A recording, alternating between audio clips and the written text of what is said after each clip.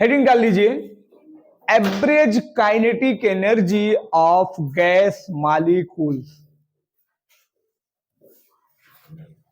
ठीक है,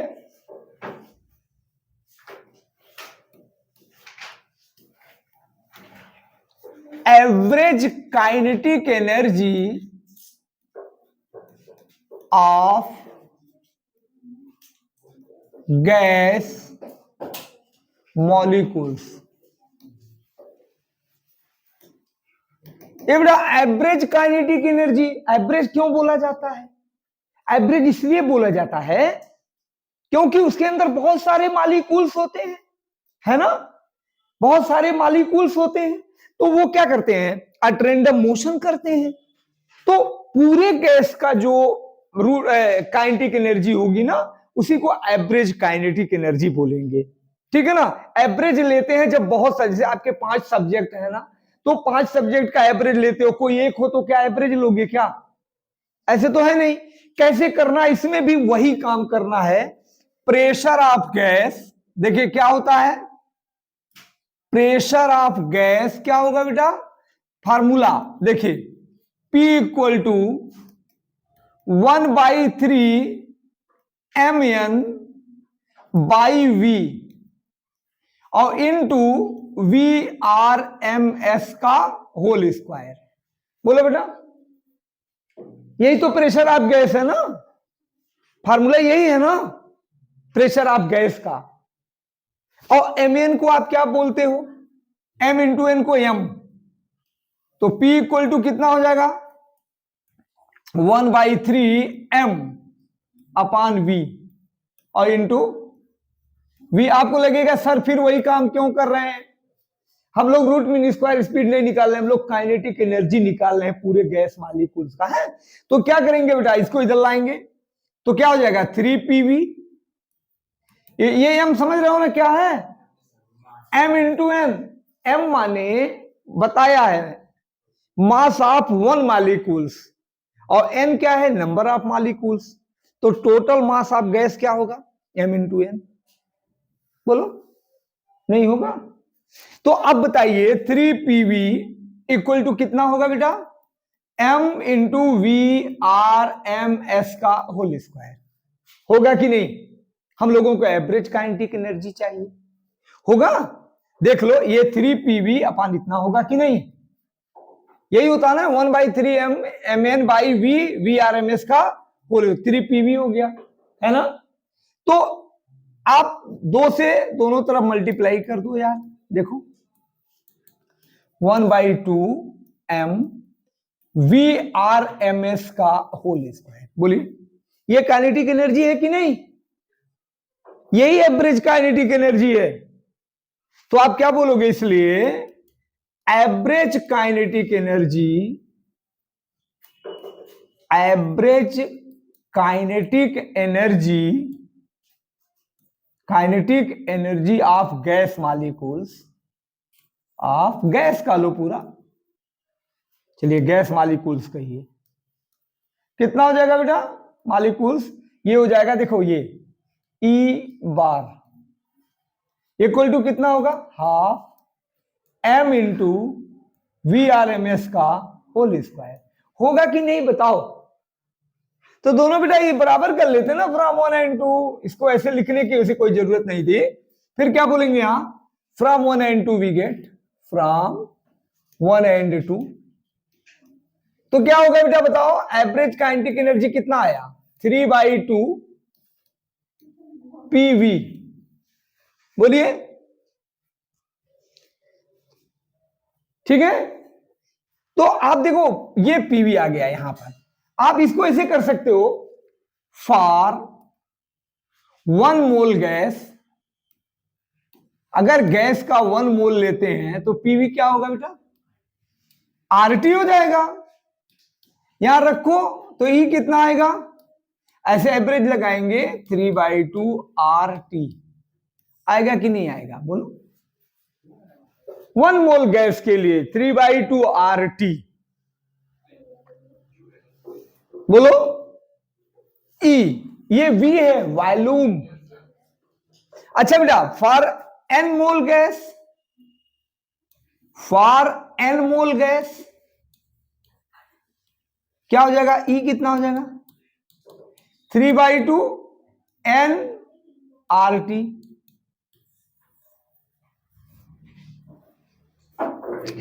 बोलो, समझ गए ना? इतना करो तब बताते हैं। इसको बेटा कोई आप कर दे है? थोड़ा यही दिक्कत है। काइनेटिक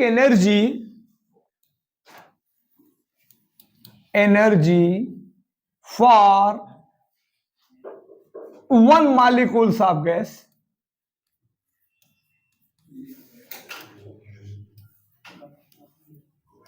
देखो कितना हो जाएगा बेटा, सुनो, ये आप क्या करोगे, इक्वल टू, ये एवरेज ही, एवरेज की बात कर रहा है।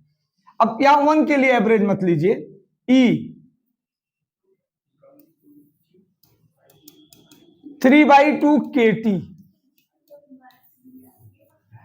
या के लेंगे 1 मॉलिक्यूल्स के लिए, के माने बोल्ट्जमैन कांस्टेंट, के यहां क्या है, बोल्ट्जमैन कांस्टेंट, मैन कांस्टेंट। अच्छा बेटा ये बताओ, for N molecules, for N molecules क्या हो जाएगा। अब एक चीज ध्यान रखना, एम की जगह पे एन डैश लिख लो, नहीं कंफ्यूज हो जाओगे मोल और मॉलिक्यूल्स में। जब मॉलिक्यूल्स कहीं भी होंगे, सारे लोग याद रखें, वहां के का यूज करेंगे, बोल्ट्जमैन कांस्टेंट। और जहां पे मोल की बात करेंगे, वहां गैस कांस्टेंट आर के यूज करेंगे। ये बात ध्यान रखना है सबको, समझ गए? जैसे पीवी बराबर N K T, N molecules है, पीवी बराबर N R T, N moles हैं, बताया था। E equal to 3/2 R T, इसका मतलब मोल के लिए है। E बराबर 3/2 के टी, ये मॉलिक्यूल्स के लिए है। तो एन के लिए, एन डैश मॉलिक्यूल्स के लिए E कितना हो जाएगा, यहां लिख दूं, देखो कैसे लिखें, ये थोड़ा रुक जाइए। E कितना हो जाएगा 3/2 एन डैश के टी, ठीक है। अब थोड़ा छोटा कर दें,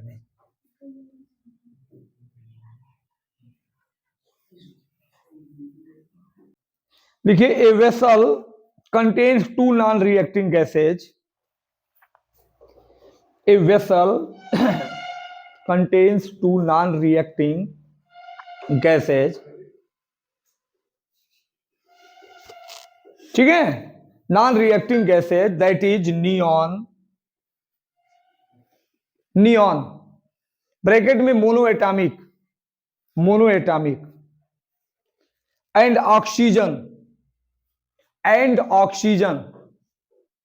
डायएटॉमिक, ब्रैकेट में डायएटॉमिक, देखना ही लेना बेटा, ही लेना बचा, डायएटॉमिक, ठीक है, डायएटॉमिक।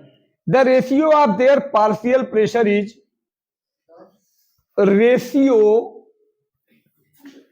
the ratio of their partial pressure is 3:2, मतलब 3:2, ठीक है बेटा। फिर कह रहा है estimate the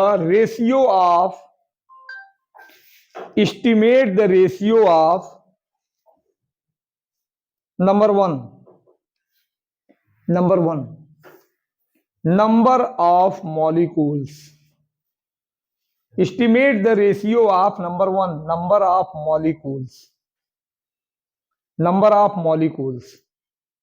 ठीक है बेटा। अब देखो दूसरा, मास डेंसिटी, दूसरा है मास डेंसिटी, समझ गए, मास डेंसिटी। तीसरा लिखिए, नहीं बस रहने दीजिए, mass density of neon and oxygen in the vessel, तो वही बात हुई, mass density of neon and oxygen in the vessel. Atomic number of neon 20.2, atomic number of neon कितना होगा 20.2, और molecular mass of O2 32, molecular mass of O2 32। ना बेटा, देखिए अब ये क्वेश्चन पहले क्वेश्चन समझ लें। इस क्वेश्चन का मतलब क्या है, एटॉमिक मास नियॉन का और उसका जो है मॉलिक्यूलर मास, क्योंकि एक मोनो एटॉमिक है, एक डाया एटॉमिक है, समझ गए ना। तो एक चीज देखो बेटा, सुनो, ध्यान दो,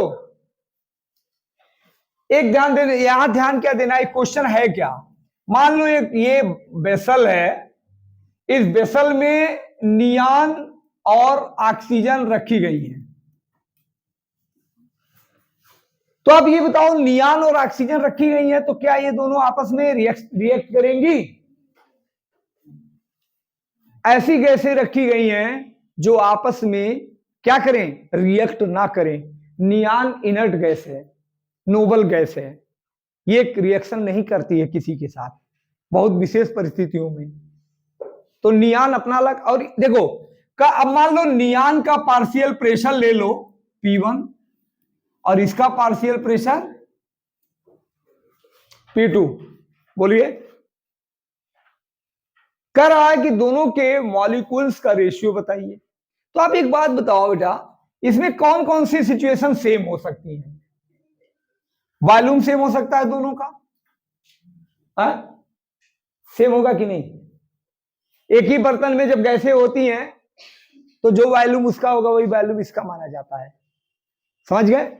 दूसरी चीज क्या सेम हो सकता है?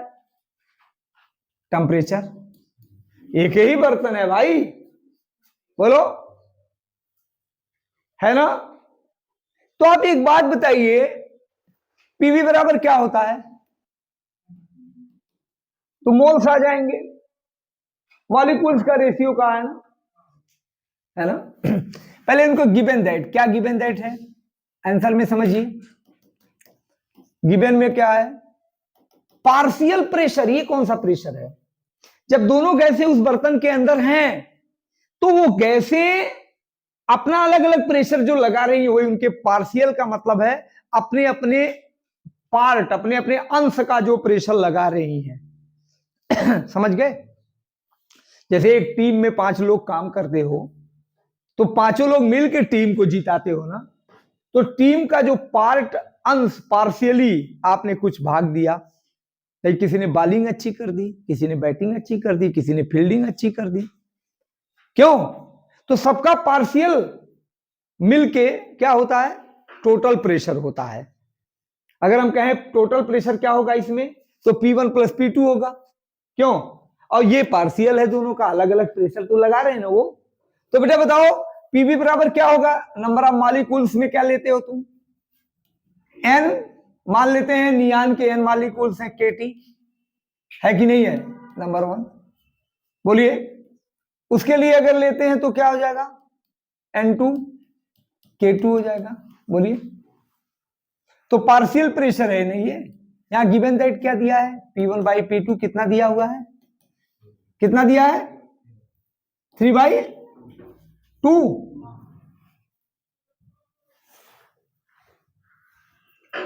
यहां 3/2 दिया हुआ है। देखो बेटा, तो कितना हो जाएगा? P1 बाई P2 कितना हो जाएगा? पहला क्वेश्चन N1 बाई, तो उनके पार्शियल प्रेशर का रेशियो इतना दिया हुआ है, तो मॉलिक्यूल्स का रेशियो क्या होगा? 3:2। इसमें कौन सी इतनी बड़ी बात है भाई?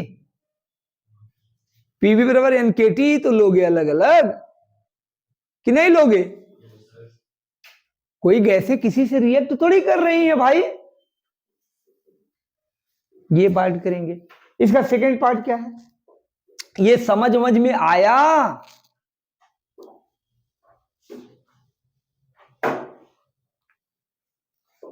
दूसरा पार्ट इसका बेटा ये बोलता है ना, mass density of neon and oxygen in the vessel.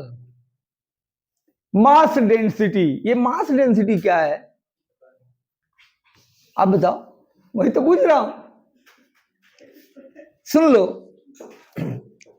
बेटा, जानते हो डेंसिटी कई प्रकार की होती है, अगले साल पढ़ने वाले हो आप। एक होती है वॉल्यूम डेंसिटी, समझे? एक होती है जैसे केवल डेंसिटी बोले, तो जब डेंसिटी कहे तो आपके दिमाग में क्या आता है? जब डेंसिटी बोले तो आपके दिमाग में क्या आता है? डेंसिटी बराबर मास अपान, बिल्कुल सही, इसी को मास डेंसिटी कहते हैं, समझे? वॉल्यूम डेंसिटी भी होता है, एरियल डेंसिटी भी होता है, समझ गए नहीं? जैसे मास डेंसिटी बराबर मास अपान वॉल्यूम, समझ गए नहीं? तो ऐसे सब डेंसिटी, मास डेंसिटी का मतलब डेंसिटी ही। तो आप ये बताइए, इसमें ये कह रहा है कि दोनों के नियॉन और उसके मास डेंसिटी का रेशियो बताना है, बताओ। तो नियॉन का बेटा डेंसिटी बराबर क्या होता है, पहले आप बताओ, डेंसिटी इक्वल टू क्या होता है? मास अपान, सारे बच्चे जान रहे हैं यार, ठीक है। अच्छा, डेंसिटी मान लो नियॉन का ρ1 है? और मास, नियॉन का मास कितना होगा भाई? अरे मास माने टोटल जो उस बर्तन के अंदर उसका मास है, वो मॉलिक्यूलर मास, एटॉमिक मास, समझ गए? तो कितना हो जाएगा बेटा? m1 बाई वॉल्यूम कितना लेना है, इससे आसान तो कोई क्वेश्चन ही नहीं है। और ये कितना हो जाएगा? ये कितना होगा? m2 बाई, इसमें कौन सी इतनी बड़ी चीज आ गई बताइए, है कि नहीं? बताओ।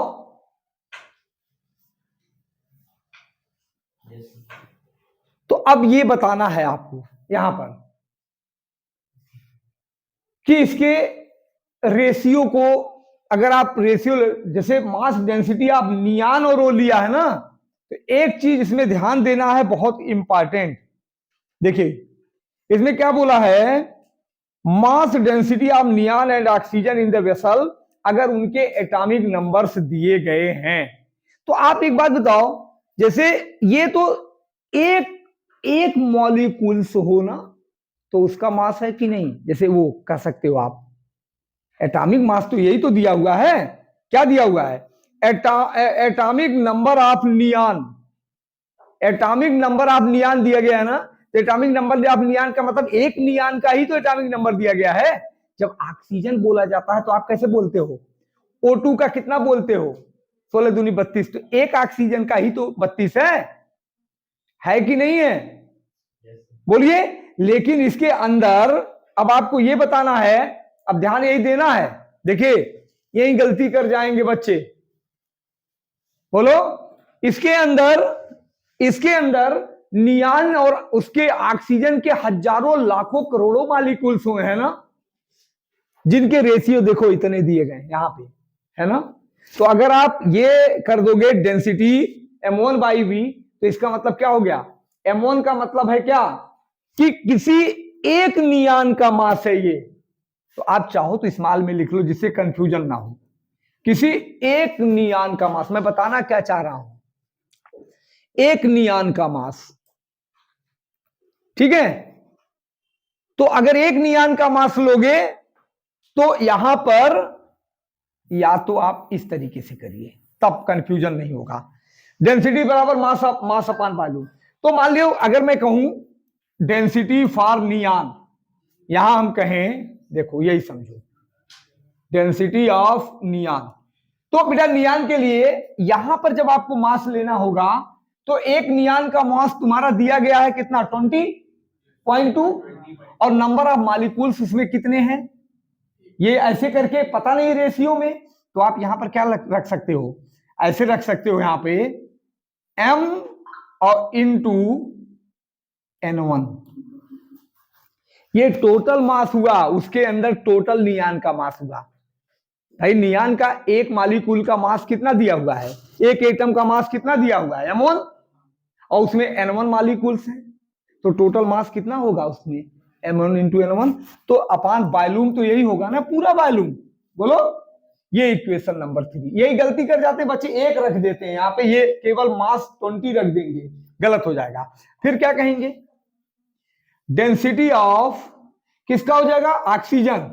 बताइए ये कितना होगा, M2 इंटू N2 और बाई V 4 हो जाएगा। अब डिवाइड कर दो, डिवाइडिंग 3/4, 3/4, तो कितना हो जाएगा बेटा, ρ1/ρ2 equal to M1N1 upon M2 N2, ऐसे N2। अब बताइए, रेशियो ही तो पूछा है ना पेपर में, तो कितना हो जाएगा, ρ1/ρ2 कितना होगा, M1 कितना है 20.2 और ये कितना है 32, और N1/N2 देखो अभी आप यहां निकाले हो 3/2, ये जाके सही होगा, नहीं गलत हो जाएगा 10.1। तो कितना हो जाएगा, ये हो जाएगा 30.3/32। नहीं समझ में आया, फिर से समझा दे, बताओ।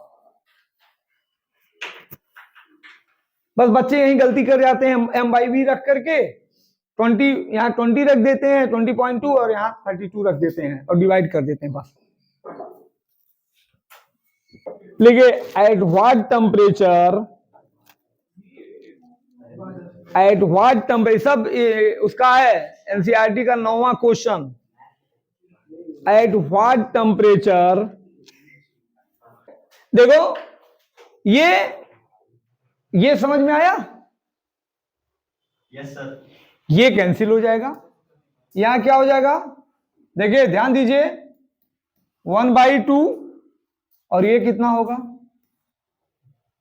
T1 प्लस 273 अपान 273। अब कैसे सॉल्व करेंगे, इसका स्क्वायरिंग करिए, 1/4 और T1 प्लस 200 कितना आ जाएगा अपान 200, ये इधर आ जाएगा, तो T1 प्लस 273 बराबर 273/4। क्यों बताओ, तो कितना आ जाएगा बेटा, T1 इक्वल टू कितना आएगा 273/4 माइनस 273, कॉमन ले लो, 273 कॉमन लो, 1/4 माइनस 1, तो T1 कितना आएगा इंटू 3, यहां माइनस हो जाएगा /4, ये जो आएगा इतना डिग्री सेल्सियस, यानी T1 जो आएगा उतना डिग्री सेल्सियस आ जाएगा। क्या हुआ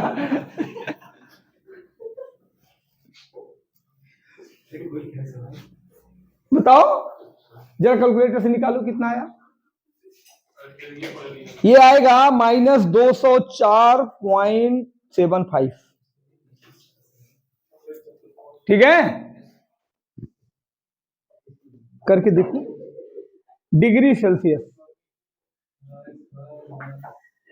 बोलो करो, चलो देखो देखो बताओ कितना है, माइनस इतने डिग्री सेल्सियस पर बेटा जानते हो root mean square speed 0 degree Celsius की हाफ हो जाएगी। एक गैस के लिए बात कर रहा हूं, कुछ बात समझ में आई? तो सबसे इंपॉर्टेंट क्या करना है, ये तो देखो समझाने के लिए होता ऊपर, ये कोई जरूरत नहीं है लिखने की, समझ गए? आपका आंसर असली में यहीं से होता है, लेकिन ये बताया जाता है कि T1 डिग्री सेल्सियस पर जो root mean square speed 0 degree Celsius की आधी है, तो वो टेम्परेचर क्या है। बात कुछ समझ में आई? तो आप लोग बेटा थोड़ा फार्मूले वगैरह याद करके आइए।